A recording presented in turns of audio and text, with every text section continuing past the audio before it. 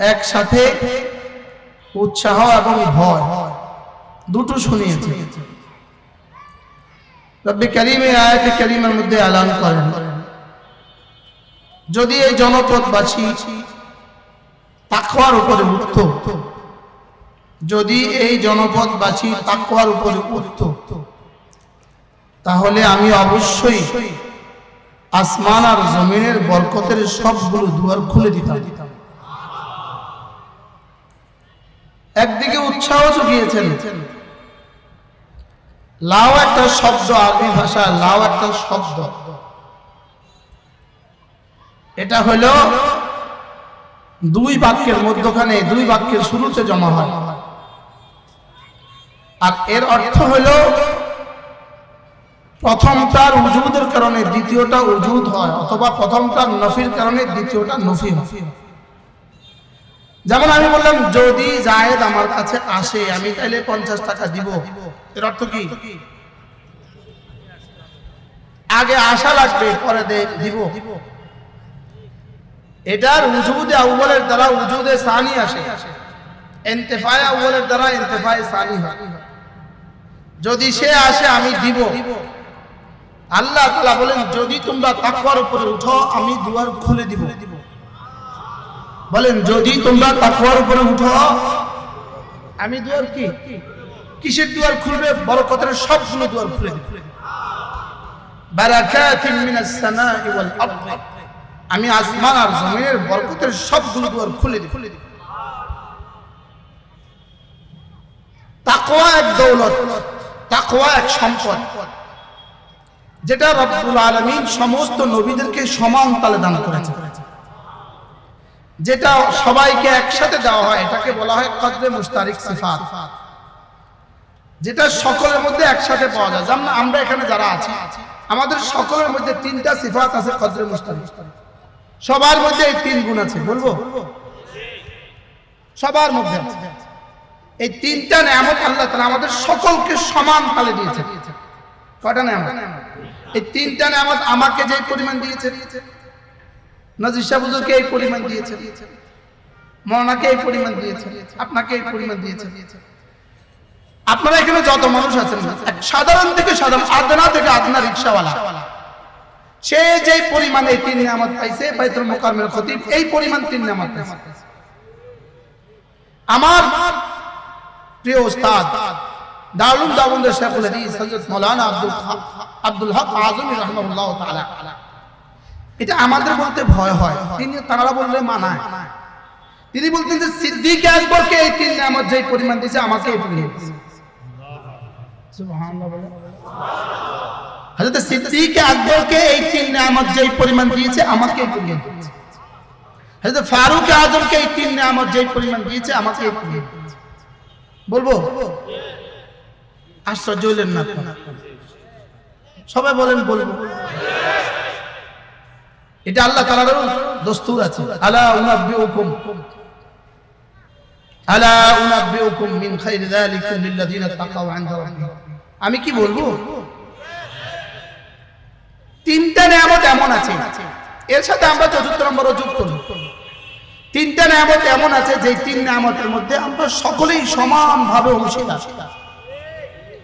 বড় পীর আব্দুল কাদের জিলানীকে এই 3 নিয়ামত যেই পরিমাণ দিয়েছে, আপনাকে আর আমাকে এই পরিমাণ দিয়েছে। কয় নিয়ামত? আবার বলে, সবাই বলে কয় নিয়ামত? আপনারা আশ্চর্য হলেন। কয়টা নিয়ামত? 1 নাম্বার মানুষ হওয়ার নিয়ামত, 2 নাম্বার মুমিন হওয়ার নিয়ামত, 3 নাম্বার উম্মত হওয়ার নিয়ামত। কয়টা বলে? কি কি? বড় পীর আব্দুল কাদের জিলানী তিনিও মানুষ, আমিও মানুষ। মানুষ হওয়ার নিয়ামত। 2 নাম্বার আমরা সকলেই আল্লাহ তাআলা আমাদের সিনা ঈমান দিয়েছেন এই নিয়ামতের মধ্যে। 3 নাম্বার আমাদের সকলকে সাইয়্যিদুল আম্বিয়া মুহাম্মদুর রাসূলুল্লাহ সাল্লাল্লাহু আলাইহি ওয়াসাল্লামের উম্মত হওয়ার সৌভাগ্য নসিব করেছে। এটা বড় পীর আব্দুল কাদের জিলানীর জন্য যেমন আমার জন্য তেমন। না কি বলে?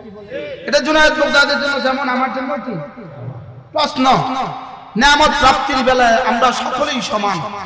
এখন প্রশ্ন, আল্লাহ তাআলার কাছে দামের বেলায় কি আমরা সমান না ব্যবধান?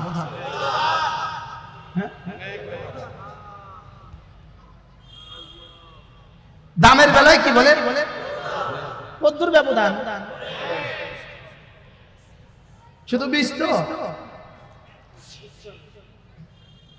হযরত ওমর, ইনি ওমর ইন্না শাইতান লা ইয়াখাফু। হযরত ওমর ফিল জান্নাহ, ইনি হযরত ওমর। লাউ কানা বাদি নবিয়্যুন লাকানা ওমর। হযরত ওমর রাদিয়াল্লাহু তাআলা বলতেন, আবু বকর যদি তার এক রাতের আমল আমাকে দিয়ে দেয়, আমি ওমর আমার জীবনের সবটা রাখি দিই। তাহলে বেশকম কেমন? শুধু অনেক।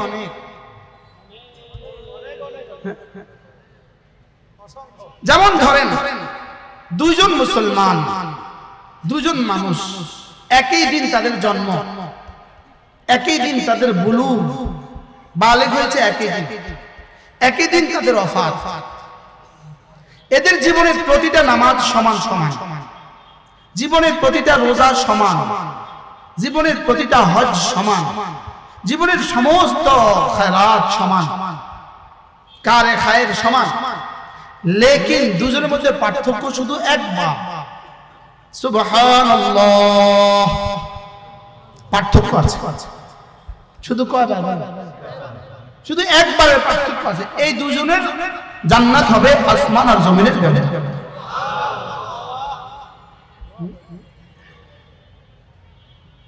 ওয়ালিকুল্লিন দারাজাতুম মিম্মা আমিলু। রব্বুল আলামিন বলেন, প্রতিটা বনি আদমের, প্রতিটা ঈমানদারের আমল, প্রতিটা ঈমানদারের দারাজা ভিন্ন ভিন্ন। বলেন প্রতিটা ঈমানদারের দারাজা কি? আবার বলেন প্রতিটা ঈমানদারের দারাজা কি? ওয়াল আখিরাতু আকবারু দারাজাতিন ওয়া আকবারু তাফদীলা। ওয়াল আখিরাতু আকবারু দারাজাতিন ওয়া আকবারু তাফদীলা। রব্বুল আলামিন বলেন, আখিরাতের প্রতিটা স্তরের মধ্যে, দুই স্তরের মধ্যে ব্যবধান হবে আকবার। সুবহানাল্লাহ বলেন, কি হবে বলেন? আকবার। আকবার, রব্বি করিম যখন আকবার বলেন, তার সর্বনিম্ন স্তর মা বাইনাস সামাই ওয়াল আরদি, তার সর্বনিম্ন স্তর জমিন থেকে আসমান। সর্বনিম্ন স্তর কতদূর? জমিন থেকে আসমান। মূলত জমিন থেকে আসমান কেন বলেছে? ওয়াসারিউ ইলা মাগফিরাতিন মির রাব্বিকুম ওয়া জান্নাতিন আরদুহাস সামাওয়াতু ওয়াল আরদু উইদ্দাত লিল মুত্তাকিন। আরদুহাস সামাওয়াতু ওয়াল আরদু, যার প্রস্থ জমিন থেকে আসমান, যে জান্নাতের প্রস্থ জমিন থেকে আসমান। রব্বে করিম জমিন থেকে আসমান কেন বললেন? মূলত জমিন থেকে আসমান বলবেন আকরাবু ইলাল ফাহম, এটা আমাদের বুঝের কাছাকাছি, বুঝের কাছাকাছি, এজন্য এই শব্দ বললেন।